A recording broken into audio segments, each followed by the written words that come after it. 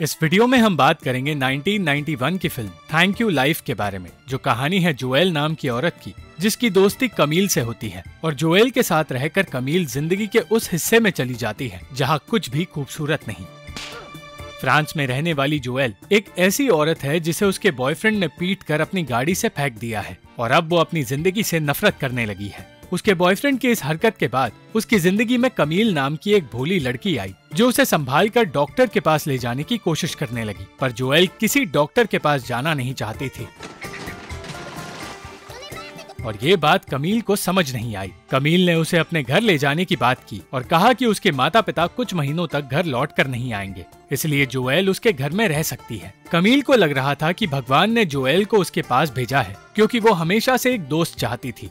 Joel खुद को एक गिरी हुई औरत मानती थी और एक दोस्त मिलने पर वो इमोशनल हो गई। कमील तो एक भोली लड़की थी, पर जोएल ने दुनिया देखी है और वो जानती है कि अकेली लड़कियों के इर्द गिर्द हमेशा कुछ मर्द रहते हैं जो उन पर नजर रखते हैं। जोएल के साथ रहकर कमील उसकी तरह बनने लगी और उन दोनों ने मिलकर अनजान मर्दों को अपनी तरफ अट्रैक्ट करना शुरू कर दिया। सबसे पहले उन्होंने एक पेंटर को अपना शिकार बनाया जो पहले तो उनसे दूर भाग रहा था, पर फिर वो उन्हें खुशी खुशी अपने साथ वक्त बिताने ले जाने लगा। फ्रांसुआ नाम के उस आदमी ने बताया कि वो कई दिनों से वहाँ काम करते हुए कमील को देख रहा था और हमेशा से उसे पसंद करता आया है, पर कमील चाहती थी कि फ्रांसुआ उसे नहीं जोएल को अपना प्यार दिखाए ताकि जोएल को बेहतर महसूस हो। कमील के कहने पर फ्रांसुआ जोएल को वो खुशी देने लगा जिसकी उसे जरूरत थी, पर इस बीच अचानक उनके सामने एक आदमी आया जो अपनी होने वाली पत्नी को पीट रहा था और इस अफरा तफरी के बीच मौका देखकर फ्रांसुआ वहां से भागने की कोशिश करने लगा।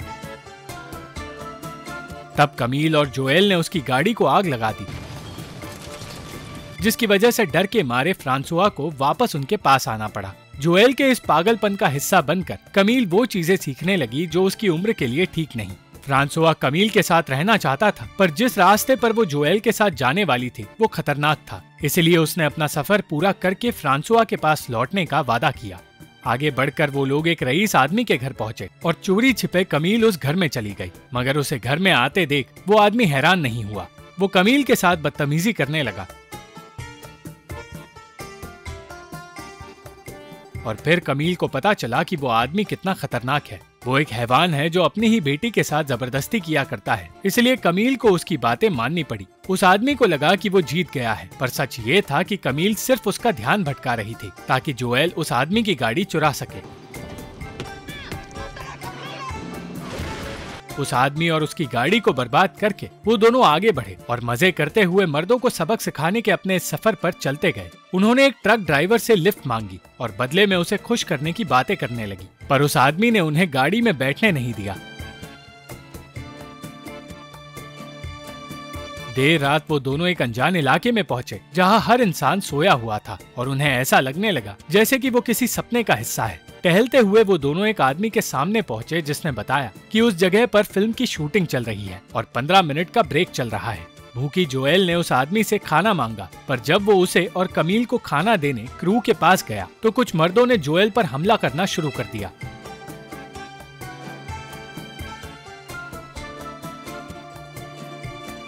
वो सब उसे गालियां देने लगे और इस अफरा तफरी को सिर्फ फिल्म का डायरेक्टर रोक पाया।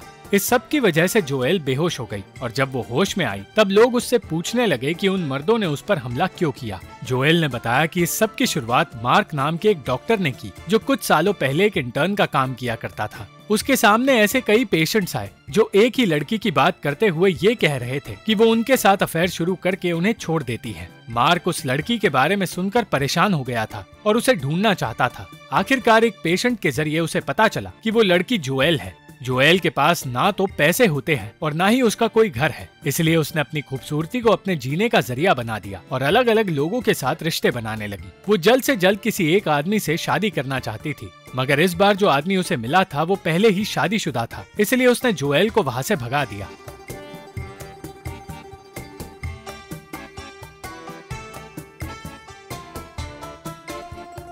उस आदमी की वजह से मार्क जोएल तक पहुंच पाया और उसने जोएल से कहा कि वो उससे शादी करेगा। आज उसी मार्क को जोएल ने अपने पास बुलाया, पर मार्क उसे देखकर बिल्कुल खुश नहीं था और वो चाहता था कि जोएल उस इलाके से दूर चली जाए। मार्क तो वहां से चला गया।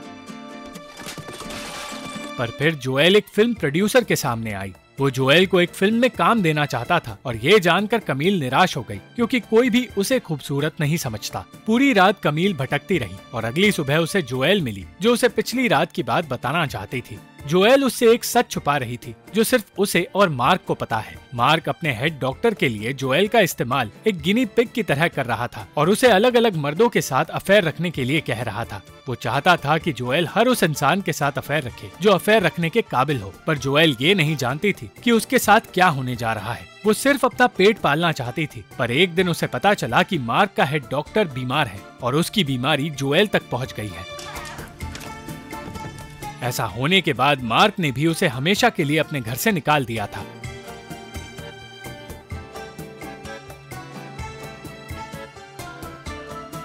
अपनी इस जिंदगी के बारे में बताते हुए जोएल फिल्म का ऑडिशन देने लगी, पर उसे रिजेक्ट कर दिया गया। उसे लगा कि कमील ने भी उसे छोड़ दिया है, पर ऐसा कुछ नहीं था। और वो दोनों फिर से साथ साथ एक सफर पर निकल पड़े। वो दोनों उस रात मार्क के घर चले गए, जिसने उन्हें घर में लेने से इनकार कर दिया। जब वो मार्क के क्लिनिक में गए तब उन्हें एक पेशेंट नजर आई जिसने बताया कि उसे एड्स की बीमारी है। वो दोनों फिर से मार्क के घर में आ गए, जहां वो उसकी पत्नी और बच्चों को परेशान करने लगे। कुछ देर बाद जोएल अपने सपनों की दुनिया में खोने लगी और लाख कोशिशों के बाद भी कमील उसे उस दुनिया से बाहर नहीं निकाल पाई और उसे समझ आ गया कि जोएल शायद बीमार है। अगले दिन कमील के पिता उसे ढूंढते हुए हॉस्पिटल में आए, पर कोई भी उन्हें ये नहीं बता रहा था कि कमील कहाँ है। कमील के पिता को भी भूलने की बीमारी थी और इसका फायदा कुछ लोग उठा रहे थे। मार्क से बात करने पर उन्हें पता चला कि कमील और जोएल को एडमिट किया गया है और उन दोनों में से कोई एक HIV पॉजिटिव है। कमील और जोएल हॉस्पिटल से भाग निकले और कमील के घर चले गए, जहां कमील अपने माता पिता के बारे में उसे बताने लगी। उसने बताया कि उसकी माँ को मर्दों से नफरत थी, इसलिए वो कभी अपने पति के करीब नहीं आई। कमील अपने आप को अपने पिता के अतीत में इमेजिन करने लगी और उन्हें अपनी पत्नी के करीब जाने के लिए कहने लगी। कमील उनकी जिंदगी के बारे में सोचकर अपने दिमाग में अजीबोगरीब इमेजिनेशंस भरने लगी और ऐसे इमेजिन करने लगी जैसे कि उनकी जिंदगी कोई फिल्म की शूटिंग का हिस्सा हो।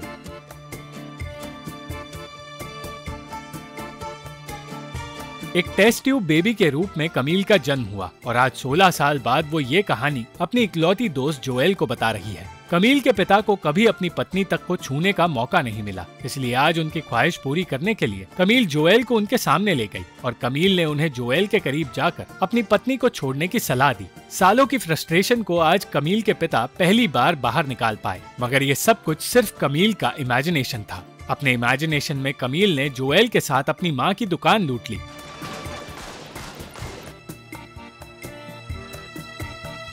पर फिर कुछ ऐसा हुआ जिसने कमील को उसकी इमेजिनरी दुनिया से बाहर आने नहीं दिया। उसे उसके पिता फिर से जवान दिखने लगे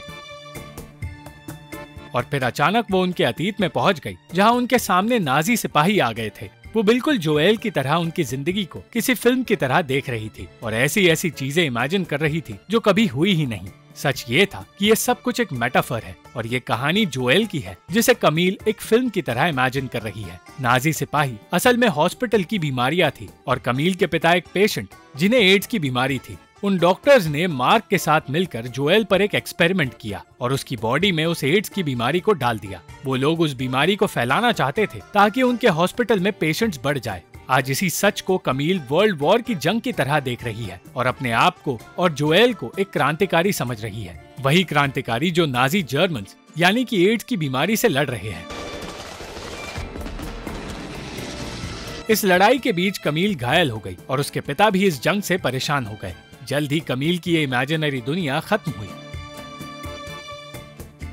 और वो अपने पिता के साथ एक अनजान स्टेशन पर गई, जहां वो कहने लगी कि वो स्टेशन के पास वाले घर में रहती थी। उसके पिता उसकी बातें सुनकर कंफ्यूज हो गए, क्योंकि उसका कहना था कि वो वॉर के दौरान अपने पिता और जोएल के साथ उस घर में रहती थी, जबकि कमील के पैदा होने के 20 साल पहले ही वॉर खत्म हो चुका था। कमील के पिता अब उसकी अगली इमेजिनेशन में एक एक्टर है, जिनकी फिल्म में कमील की माँ भी काम कर रही है। उसी फिल्म में जोएल भी है और कमील उससे मिलने की कोशिश कर रही है। उस फिल्म का सेट असल में एक हॉस्पिटल है, जहाँ जोएल एडमिट है। जब कमील जोएल से मिली तो वो बातें करते हुए रोने लगी और कहने लगी कि उसे लग रहा था जिंदगी खूबसूरत है, पर अब वो मरने वाली है और वो मौत से कभी बच नहीं पाएगी। उसकी बातें सुनकर कमील ये इमेजिन करने लगी कि उसे दूसरे कैदियों के साथ नाजीज की एक ट्रेन में कंसंट्रेशन कैंप की ओर भेजा जा रहा है। वो कैदी असल में बीमार पेशेंट्स हैं जिनका इलाज नहीं हो सकता और इसलिए जोएल का भी इलाज नहीं हो पाया। अंत में फ्रांसुआ कमील और उसके परिवार के साथ रहने लगा, पर उनके रिश्ते और उस परिवार में कुछ भी ठीक नहीं था। कमील ने अपनी दोस्त को भी खो दिया था, इसलिए वो पहले ही परेशान थी। उस वक्त कमील की माँ ने उसे सलाह दी कि जिंदगी हमेशा ऐसी नहीं रहने वाली और कभी कभार जिंदगी खूबसूरत भी लगती है। बीमारियों के साथ साथ जिंदगी में खुशियाँ भी होती है, इसलिए उसे जिंदगी का हमेशा शुक्रिया अदा करना चाहिए। Thank you for watching this video. अगर आपको ये वीडियो पसंद आई तो इस वीडियो को लाइक, शेयर और इस वीडियो पर कमेंट जरूर करें और इस चैनल को सब्सक्राइब करना मत भूलना।